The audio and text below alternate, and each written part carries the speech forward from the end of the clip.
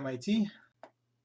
A loop is a programming language construction that allows the programmer to instruct the computer to perform a certain instruction or a set of instructions over and over again. Imagine that we need to add all the numbers from 1 to 100.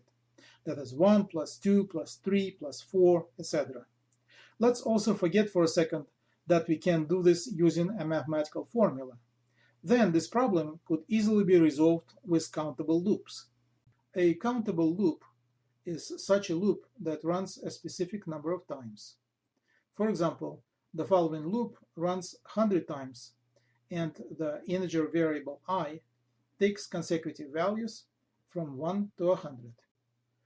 In other words, these are the very numbers that should be added together.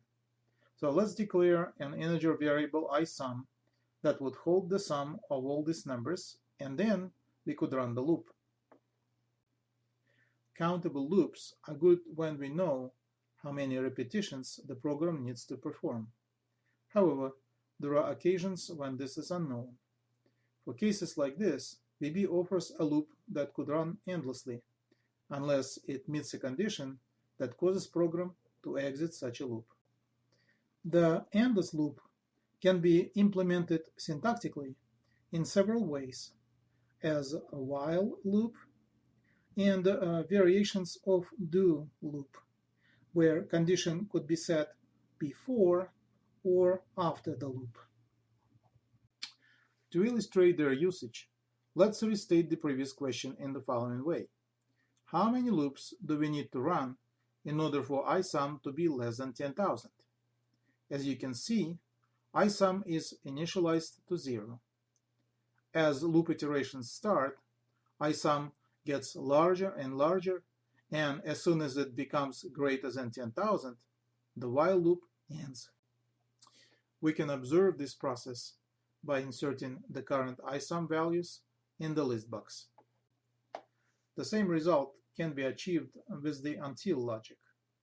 The only difference in this case is that the program terminates when iSum is greater than 10,000.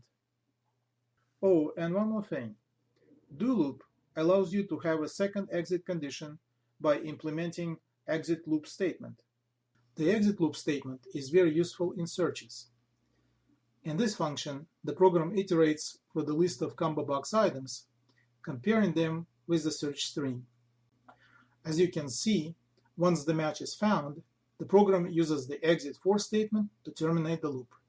That's all for now. In the next video, we will consider the combination of internal and external loops, and will familiarize you with the recursive logic. I hope this was helpful. Thanks for listening.